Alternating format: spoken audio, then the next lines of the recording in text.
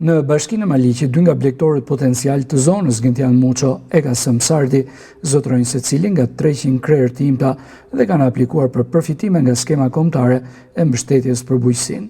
Të 2 fermerët shprehen se ndihma financiare që ofrohet nuk është e mjaftueshme për të mbuluar të gjitha kostot e prodhimit e përkujdesjes ndaj blegtorisë, por megjithatë e konsiderojnë të rëndësishme për mbajtjen dhe rritjen e numrit të krerëve në tufat e tyre. Ja shumë pak.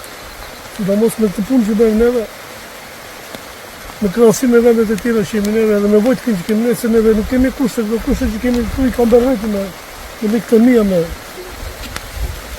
Nga ana ime personalisht më bëjshtoj, nga të tjerët po paksojt, se bëm kushdo këtë punë. Ti e shikon që punë është, në shit, në baltët, në...